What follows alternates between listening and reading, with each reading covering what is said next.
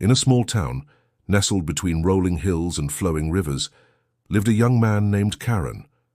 He was intelligent, kind-hearted, and filled with dreams of success. People admired his sharp mind and insightful thoughts. Yet despite his potential, Karan had one major flaw, a habit that held him back from achieving greatness. He overthought everything. Whether it was choosing what to wear, deciding what to eat, or making life-changing choices, his mind would spin, endlessly in circles. What if I make the wrong choice? What if things don't go as planned? What if I fail? These questions haunted him day and night. While others took action, Karan stood frozen, paralyzed by indecision. His friends and family often told him, "Karan, you think too much, just do it." But their words felt meaningless against the storm of doubt in his mind. One day, his school announced a major competition. Students had the chance to pitch a new business idea, and the winner would receive a scholarship to a prestigious university. This was the opportunity of a lifetime, but instead of preparing his idea, Karan drowned himself in thoughts. What if my idea isn't good enough? What if people laugh at me? What if I fail in front of everyone?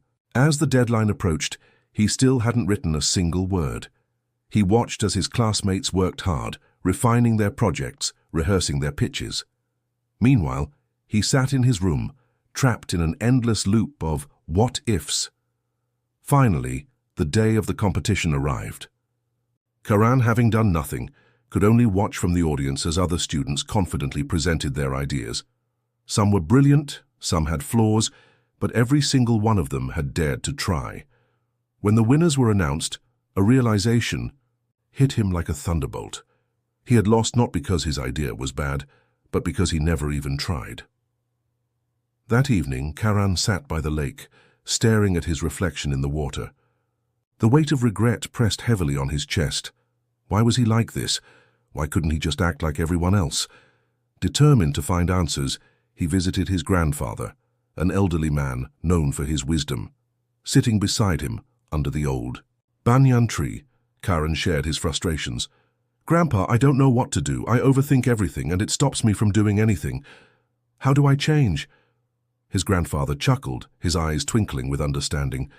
"Let me tell you a story, my boy. The story within the story. Long ago, in a distant kingdom, lived a warrior named Arin.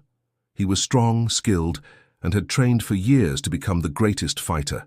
But despite his abilities, he had one fatal weakness. He hesitated. One day their kingdom was attacked, and the king ordered Arin to lead the army across the river and defend their land. When Arin arrived at the riverbank, he saw a bridge, but instead of crossing, he stood there thinking, what if the bridge is weak? What if it collapses while I'm crossing? What if there's a better way? Hours passed. His men grew restless. But Arin kept analyzing and doubting. Meanwhile, the enemy army advanced. By the time Arin finally decided to cross, it was too late. Their kingdom had fallen, not because they were weak, but because their leader hesitated. When Arin returned, in defeat, the king looked at him with disappointment.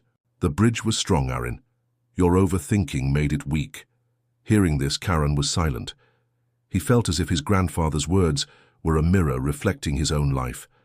"Grandpa, am I like Arin? Have I been sabotaging myself all this time?" His grandfather placed a gentle hand on his shoulder. "Overthinking is worse than failure, my child. Failure teaches, but overthinking prevents you from even starting.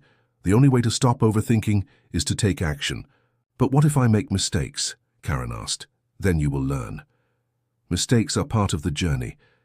Thinking won't change the outcome, but action will." His grandfather smiled. "Start small. Make quick decisions. Trust yourself." That night, Karan made a promise.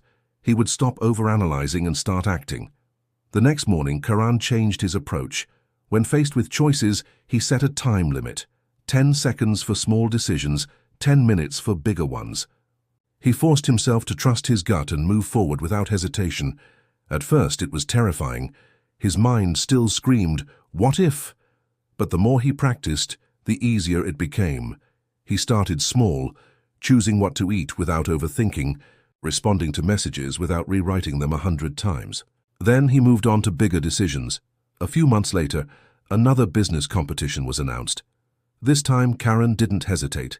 He immediately wrote down his idea, refined it, and rehearsed his pitch. When the big day arrived, his hands were sweating, his heart racing. But he didn't let doubt take over. He stepped onto the stage, looked at the audience, and spoke with confidence. He won. Years later, Karen became a successful entrepreneur.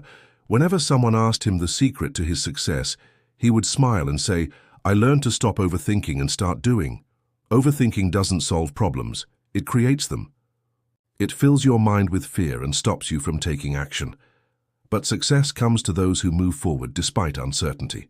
So, the next time you find yourself stuck in endless thoughts, remember, thinking won't change anything. Action will. Trust yourself, make the choice, and take the first step. Because the only way to move forward is to begin.